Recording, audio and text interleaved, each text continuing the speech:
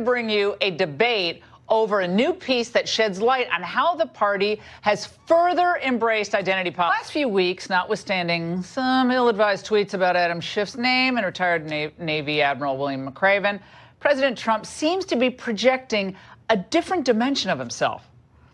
Understanding now that he has a Democrat House and he has to contend with that, might President Trump be trying a new approach to governance? Should he? Would this change minds or grow support for his economic agenda? It's clearly working. But beyond all of that, wouldn't it be good for the country? I get the sense, maybe you do too, that Americans have undoubtedly grown weary of how politics has infected so much of our daily lives. Not that it's not important. It obviously is, or I wouldn't be doing this every night. But it's not everything. And it shouldn't be a blood sport every single day. The president doesn't need to swing at every pitch, nor does he need to respond to every unfair criticism, no matter how vile it is. Not even when it comes from self-absorbed media figures. Now, this Thursday is supposed to be a time when we all gather around the table to give thanks.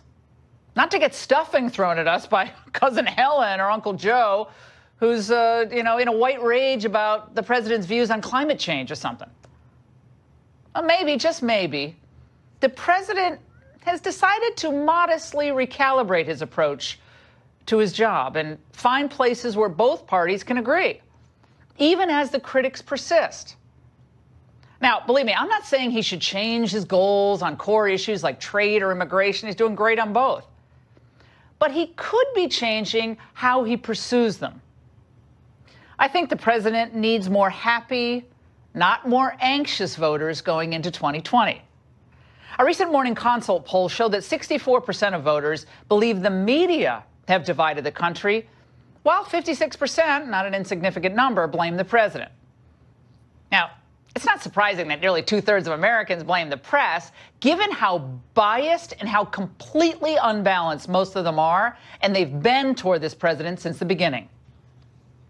President Trump is ratcheting up his anti-immigration rhetoric, using the White House podium to stoke fear. Look, I don't know whether the president's an anti-Semite or not. I get asked that question a lot. I think we all do. I also know that he has said things that are heard as dog whistles by anti-Semites. He goes on television and pronounces himself a nationalist. Nationalist, that word has been used in many ways. It was used by the American Nazi Party. Now, the vitriol from both the hard left and the media, and yeah, there's some overlap there, is spewed even as President Trump has attempted bipartisan outreach on issues such as immigration reform. Remember, the Democrats rejected it last February. Others might have responded to the political stonewalling by the Democrats with a to hell with the whole bipartisan thing. But not Trump. He's undeterred, trying to find common ground, announcing his support last week of an issue that Democrats once heartily clamored for. I'm talking about criminal justice reform.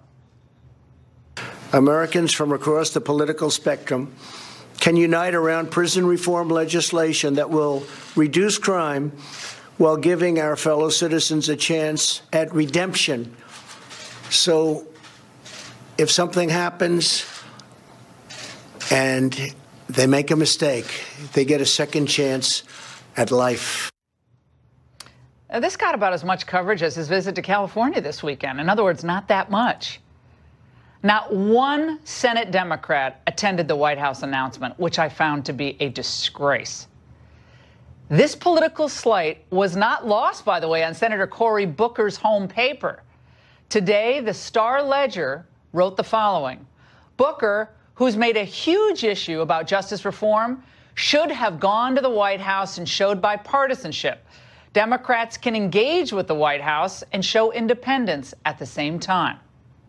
Well, apparently not. The left's new strategy is to completely deny that Trump has accomplished anything positive and to deny him any cooperation, even on issues where they agree. Now, how sick is that? Only a few fair-minded liberals like CNN's Van Jones, who worked with the White House, including Jared Kushner, on this bill, actually celebrated the accomplishment. President Trump said, listen, if this is going to make streets safer, if it's going to give people a fairer chance, if some of these forgotten men and women, some of them are in Appalachia as well, let's do something. And so, listen, I think you got to give him some credit. When I'll give him a salute and an applause. And for that statement of support, Jones was lacerated. Professor Crystal Marie Fleming tweeted, "Give the white supremacist misogynist his due," Van Jones says. Others were equally unhinged. Michael Harriot at the Root saying, "No, Van Jones, I do not have to give the racist in chief his due." So much for common cause. Now, by the way, for all you looking like to the Obama presidency through these rose-colored glasses today, this is what the country felt about the state of America 6 years into Obama's presidency. 55% said Obama had done more to divide than unite the country. Well, now this is something the president at the time said he had to admit when he gave his final State of the Union address. It's one of the few regrets of my presidency that the rancor and suspicion between the parties has gotten worse instead of better. Well, are things today worse? Maybe. And both folks from both parties, they can do better, including the president, including me, all of us, I guess. And we should celebrate, though, the president, because he's trying to reach across the aisle. Criminal justice reform is just one of the examples. And just because haters on the left are going to ridicule him or belittle the president's efforts is no reason for the president to back off. His trip to California, prison reform, his work to lift the standard of living of minority communities, it's all positive signs. There are those who will work overtime to deflect and demean any efforts by this president to broaden his appeal. And most importantly, to broaden the appeal of his policies that, again, are working. I say let the critics do what the critics are going to do. This will make them look petty and just pure partisan. Reagan appealed to women and minorities by smiling through the storm, always keeping the focus on the lives of everyday Americans. Trump calls them the forgotten people. Their families, their jobs, their neighborhoods, their faith. By taking the focus off himself and keeping it on the horizon of possibility, the president will unmask the real dividers and give voters more of what they're hungering for: unity through strength. And that's the angle. Here now, Matt Schlapp, chairman of the American Conservative Union, Candace Owens, communications director for Turning Points USA, and Chris Hahn, former aide to Senator Chuck Schumer. Matt Schlapp, let's start with you. I think the president has shown, frankly, oftentimes enormous restraint, given how radical the left has become and how much they resist giving any credit or just any pretense even of wanting to work with him on issues, even an issue as powerful as criminal justice reform. No, that's right. And the American Conservative Union has been taking the lead on that important issue. I think it must be tough to be the president because when he turns on his television set at night, except for this show and a few other shows, and when he reads the paper in the morning, 90% of it is just an indictment and an attack on everything he is and everything he stands for. And I think you're right. I think he's got to take it all and understand that the American people love his agenda. They want him to push hard. And I think he would do the country a lot of good if his leadership could also include the fact, look, Nancy Pelosi or another Democrat most likely will be leading the Democrats in the House. They're going to be the majority party. Let's work on infrastructure. Let's work on China as a national security foe. And let's get criminal justice reform passed. I think it would show the country that on some matters, partisanship and what party you're in, it just isn't as important as getting something done for the country. Chris, back in June, there was a piece I came across today when I was getting ready for the show from the Atlanta Journal-Constitution. It was a column written by Lee Rodonis. Here is the title: Why Trump Can Never Unite the U.S. While the political divide between Republicans and Democrats has been growing for many years, Trump's entrance onto the political stage has raised the intensity of the division to a level that would have been impossible to predict just a few short years ago. Well, I got to say, we got Obamacare rammed through without a single Republican vote. I think the stimulus had like one vote. Seminal pieces of legislation had virtually no Republican support, totally upended a seventh of our economy. That was pretty divisive stuff from Obama, was it not, Chris? I don't think so. I think most Americans now understand that was actually the right thing, which is why they sent Democrats to Congress this year. I think that the president should do more to reach across the aisle. I met the president before he was president. I found him very engaging and very charming. And I think that if he engaged more and didn't, like you say, swing at every pitch thrown at him, I think he could do better. And I think he would do better as president. I think he'd get more accomplished. I think this criminal justice reform measure that he passed, I will be one of the progressives that say that's a great thing. I think it's great for our country. Chris, I think it's great for a lot of people who have been thrown away. Where were the Democrats? The fact that Cory Booker doesn't, Chris, I'm not, ranting at you here. It's just frustrating because I knew Cory Booker. Candace, when he was the third way kind of Democrat, to use the old Clinton Al Fromm formulation. He was a third way Democrat. He was interesting. He was innovative. He was moderate on a lot of issues. He could work with Republicans, Candace. He doesn't even show up for this. Couldn't be bothered. Candace. I mean, that's what we're seeing. And look, I'm under the impression that I believe very much that Trump is a wartime president. He's like Winston Churchill. He's like Harry S. Truman. So people say, oh, he shouldn't attack. He shouldn't go on the offense so much. But he should, because he's exposing the people that have, in fact, been at the helm of all of this divisive rhetoric in this country. In many ways, I think that history will favor the president. They will show that the reason that he won is because he was serving a united message. This is a message that the politicians perhaps don't understand, that the swamp does not understand, that perhaps the Hollywood elitists do not understand, but the American people do. We understand exactly what he's doing, and that's why we support him, and that's why he is in the White House today. Yeah, my view on this is being tough, that's great. We all love a tough, strong president. But, you don't have to, ridicule Adam Schiff's name. There's plenty about Adam Schiff you can take issue with substantively, and Matt, I'll go with you on this.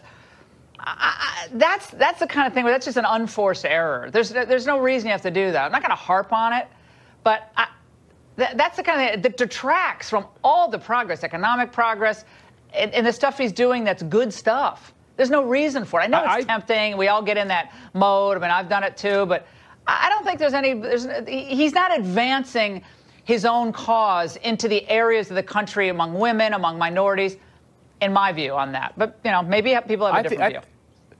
I think when it comes to the investigation of which has gone on for basically his entire presidency, I think the entire nation has had enough. I think it's interesting, Laura. Democrats didn't run 30-second ads on Russian collusion or Robert Mueller. We're all done with it. I think what you're saying in your opening, in your angle is, look, when the president is the commander-in-chief, when the president is our leader and he goes to California and consoles people who are having devastation, everyone in America is rooting him on. And when the president stands up for things like criminal justice reform, I think he's going to get more Americans to root him on. And I think there's only so much bandwidth people have on issues, and he ought to focus on the most important ones. Chris. So Laura, Democrats ran on health care. Republicans ran that Democrats are evil. I think Candace had it right. The president is a wartime president. We're at war in Afghanistan. He's not in a war with people of the opposing party. We might sometimes disagree. The election is over, and it is time for us now to try to move the country forward and find common ground. Every good president that's faced a defeat like this president has in a midterm has moderated their positions, moved to the center, found common ground, and gotten reelected. If he doesn't move to the center... Whoa. Obama lost 63 seats. How did he moderate his position? He ran against Mitt Romney, who wrote off half the country with the surreptitiously recorded, statement. I mean, I don't think Obama moderated at all. I don't see any example of how he moderated. I mean, I don't see that. If he hadn't moderated, he wouldn't have gotten reelected. I don't think so. The president moved his position. He tried to work Republicans. Yeah, all right, Candace, last word. Let's go to Candace for last word. Candace, can this president unite? Go ahead.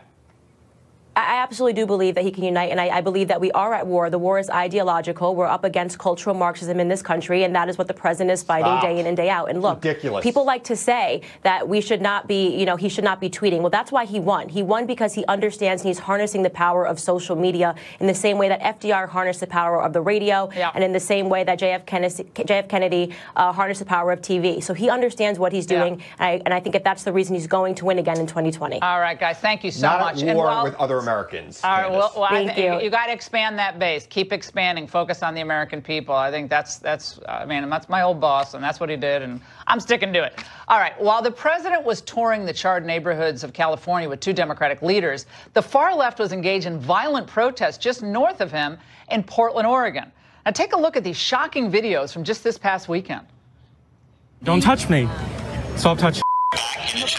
ready to fight because they really think that they're in a cosmic battle on the streets. No, because they're up against Hitler, Stalin, Pol Pot, the KKK, all wrapped into one. And one moment it's Trump, the next moment it's you for filming this, and it's craziness. It's got to stop. Andy, stay safe out there. Thank you for joining us tonight. And I want to turn to the Democrats' new plan for 2020. Abandon and demonize half the country. An illuminating piece in Politico today points out how identity politics have come to dominate the party's new power structure, writing, white and non-white Democratic hopefuls are shrugging off warnings that embracing so-called identity politics could distract from the party's economic message and push white voters further into Donald Trump's arms. Joining us now is Dr. Carol Swain, is a former professor of political science at Vanderbilt University Law School, and civil rights attorney Leo Terrell. Leo, let's start with you. Is this the direction that you want to see your party go? I want to see it go like you've been trying to tell Mr. President Trump throughout your entire program. Trump plays identity politics. He has sent out coded message. The Democrats welcome his identity politics, and they're intersecting race, identity, and social issues, such as criminal justice. They're challenging whites to join up because Trump has alienated every base in this country. I've been watching your show. You see it, Laura. You've been trying to send Trump a message. He plays identity politics, and the Democrats are seizing on it. Final point, Orange County, also known as Reagan Country, is now all blue, Laura Ingraham. Orange County, California, all blue. Ask yourself why. I'm aware that it's turned all blue. There are a lot of reasons for that. Democrats also lost the South over a period of time. That had to be, slowly worked on by the Democrat Party. Politics is not a zero-sum game. It changes over time, Leo. You know that as well as I do. But, Carol, you have been very vocal, especially on social media, discussing why you think African Americans need to maybe, in some cases, look a second time at Donald Trump because of what he's done just on the issue of the economy with black people and helping minorities have a better standard of living. Well, yes, I am an enthusiastic supporter of President Trump, and we already see movements of blacks, especially black men, supporting the president. And as far as identity, go ahead. Sorry. As far as identity politics, the political left has been playing that for the last 2 decades on university campuses, and they've taken it now to the electorate. And I think that it polarizes, it's tribalism, and it doesn't serve the interests of Americans. And so it's not Donald Trump, it's the political left, and they're destroying America in the process. But Leo, I want you to respond to Carol. Hold on, I want you to respond to Carol, but she was referencing what's happening on college campuses, whether it's Berkeley, whether it's happening at at some of the Ivy League schools. People are literally afraid to speak out. They're afraid. If you're conservative and you're on a college campus, maybe you're a Christian conservative, you're some evangelical kid, you're afraid to say anything. You're afraid to speak. That can't be liberal, right?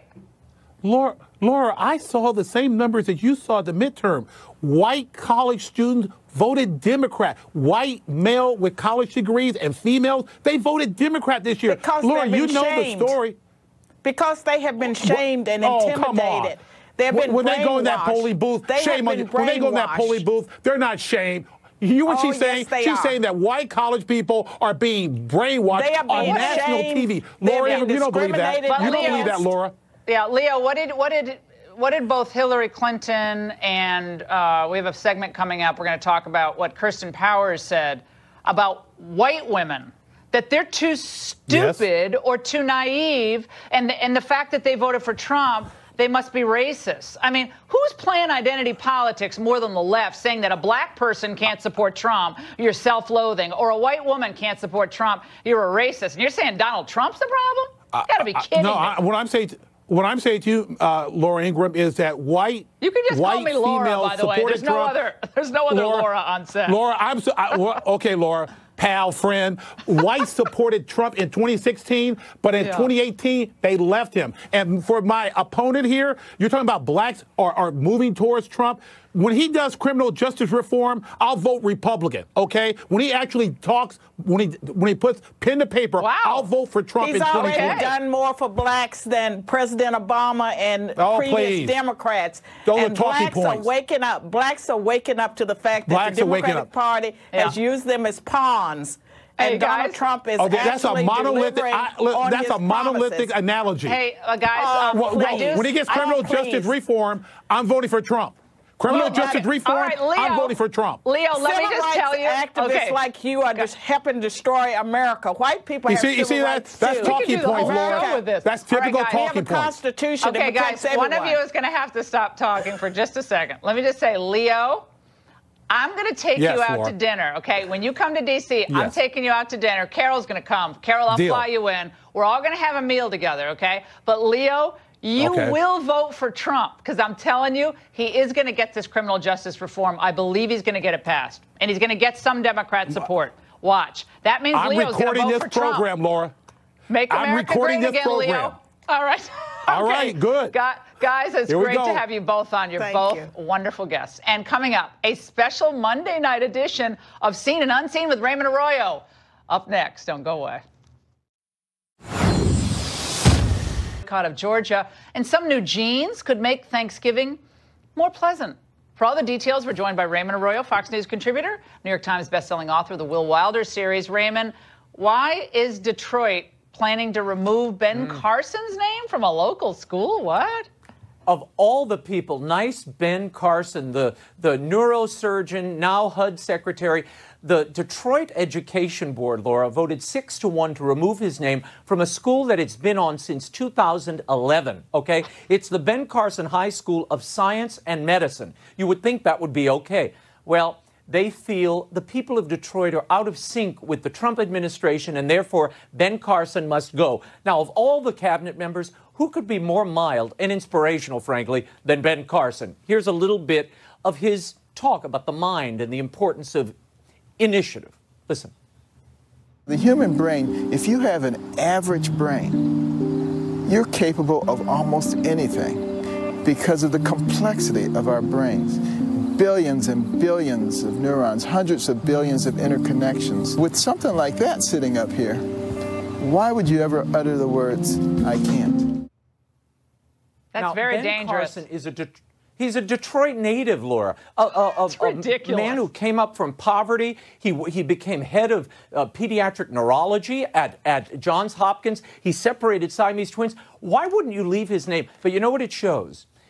Political assassins willing to take and strike people's memory, names, images because they disagree politically. The other day it was Robert E. Lee. Today, not even Ben Carson is safe.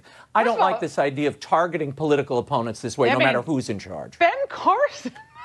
First of all, we haven't seen much of Ben Carson. Like, I want to see more of Ben Carson. Where is he, by the way? I like him, but I don't see enough of him. All right, Raymond, shortly before Stacey Abrams' defeat in the Georgia governor's race, Frank Rich tweeted, quote, "If Kemp wins Georgia, Hollywood should put its money where its mouth is and pull all production out of the state." Now, I thought Frank Rich was such a great reviewer. I think he's such a great writer. But, this is so sad to me. Now, this is getting completely out of hand. What's going on? Well, it started a bandwagon effect. Now, a lot of Hollywood stars, Alyssa Milano and others, Ron Perlman, they've jumped on the bandwagon. Alyssa Milano tweeted, there are 20 production shooting in Georgia. Is the entertainment industry willing to support the economy of a totally corrupt state that suppresses democracy, where the winner isn't the best choice for the people, but the best schemer or crook? Now, I want to stop here for a second. Imagine if the people of the United States looked to California and said, this is a corrupt state, these people disagree with me, therefore we shouldn't help them in the wake of these fires. This is an outrage. You have to give diversity and allow states to vote their own way, vote their conscience, and elect their own representatives. This whole show tonight. You don't get to bully them. We didn't even plan it this way, but the show is just revealing what the left is doing. to shut down diversity of thought, and it has to be resisted if we're going to live in a free society. All right, Raymond, real quick, tell me about these new British. Can we call them dungarees? Is that allowed? Dungarees? Well, they refer to them. This is a UK company called Shreddies, and they are releasing something called the flatulence filtering jeans. They actually have a charcoal lining, Laura, that, well, they erase the aroma that comes when one passes gas. And according to this company, a healthy person passes gas 14 times a day during Thanksgiving. I'll bet that's multiplied by at least 12. So imagine the health advantages of these jeans. I have to read the instructions to you. We'll put them up real fast. This is the instruction. Sit or stand with your legs together and let your wind out slowly. That's the way these jeans work best. So these are going to sell a lot better than Celine Dion's gender-neutral demonic children's wear. I promise you. So all right. This is just... Happy Thanksgiving. My kids can finally watch a segment on my show and laugh. All right, Raymond, happy Thanksgiving. Great to see you. All right, up next, the full story on the caravan that you are not hearing, of course. A dual Mexican-American citizen who's been down in Tijuana and a border agent who just met with President Trump today. Join us next. Stay right there.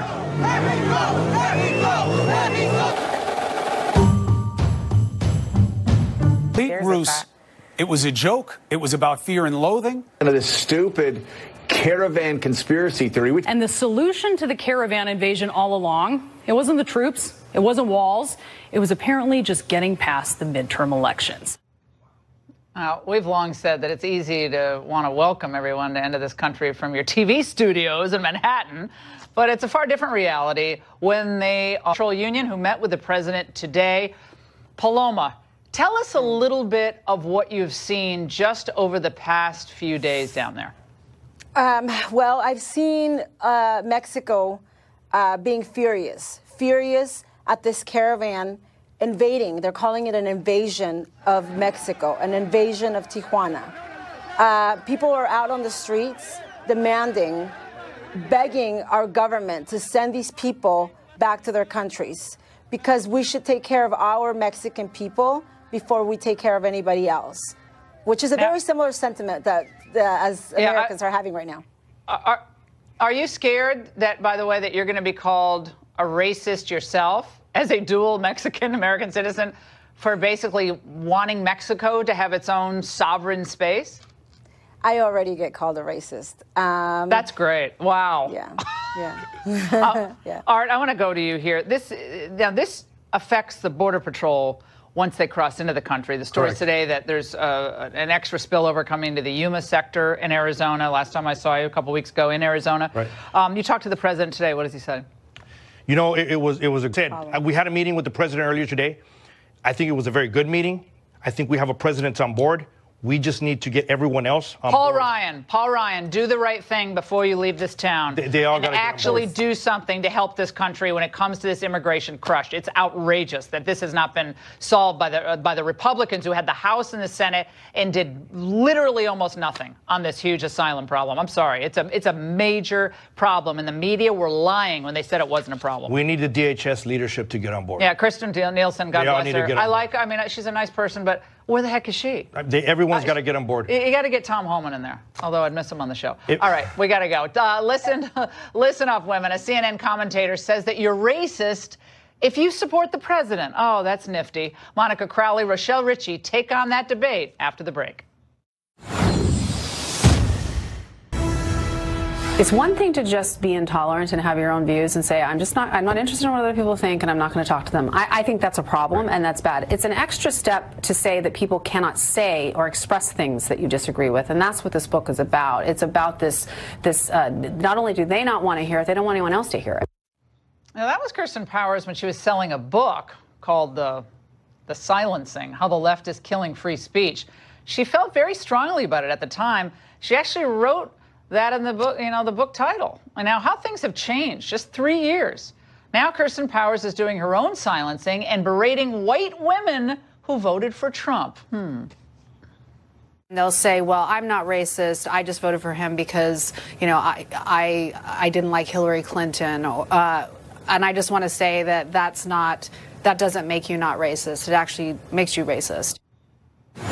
Okay, you follow that logic. We didn't even get to the patriarchy part of that. All right, joining me now with a reaction, Monica Crowley, Washington Times opinion editor, and Democratic strategist Rochelle Ritchie. Monica, let's start with you. Kirsten isn't the only pundit making this claim, but she might be the most surprising given some of her past work. Your thoughts?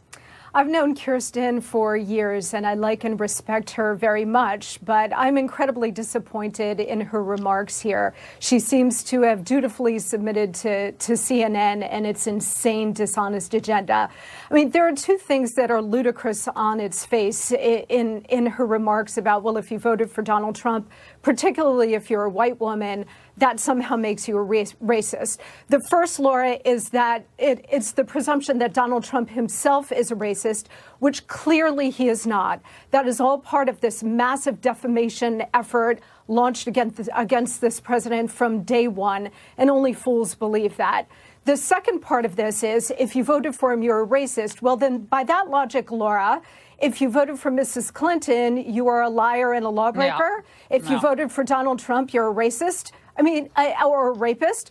It is patently absurd, and it doesn't follow any logic whatsoever. And I'm just very disappointed. Yeah, well, I'm beyond disappointed, because what she's doing is generalizing and stereotyping, which is what the left says that conservatives routinely do. You see, I think you could be a woman and be liberal, conservative, black conservative, white liberal.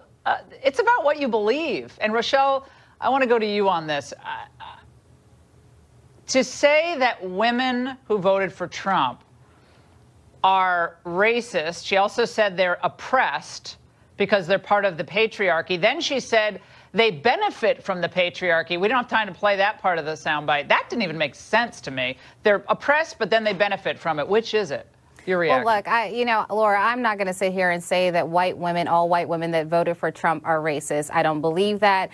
So that's not going to come out of my mouth. What I will say is that I think that those women that voted for Trump, where he's been accused of racism, I think they don't care if he is, because it does not impact their everyday lives. Now, taking race out of this, just not talking about white women, but talking about women in general that voted for Trump, it surprises me only not because of their race. It surprises me because of the misogynistic comments that have come from Trump, and yet he has still been able to have some sort of support from white women or women in general. So that's the big thing to me. I'm not really sure, why Kirsten made these comments, because quite frankly, this is a system that she has benefited from as a white woman. Yeah, but the liberals didn't care about any of this after Bill Clinton, right? He became a global brand after being impeached. You just watched that A&E special on the Clintons. It was like a flashback for all of us who were covering it at the time. But that wasn't really a concern back then, that women can't support Bill Clinton because look what he did. It's like women disagree, and they disagree on these issues. Monica, close it out real quick. Yeah, feminism was supposed to be about women having the ability to do what they wanted and think the way they wanted. And look, I voted for Donald Trump. I am not a racist. I voted for Trump because of economic issues, trade, exiting the Iran deal, renegotiating NAFTA, and so on, and pro-Israel stance. That's why I voted for him. Period. All right, guys, thanks so much. We'll have a longer segment next time. And the craziest high school football finish of all time. The Last Bite next. At the end of the day, there's nothing better than a glass of bite. Now, this might have been the craziest high school football game of all time in Washington, D.C. Last night, Catholic rivals Gonzaga and DeMatha were facing off for the league crown. Gonzaga found itself down 20-0 early on. It fought all the way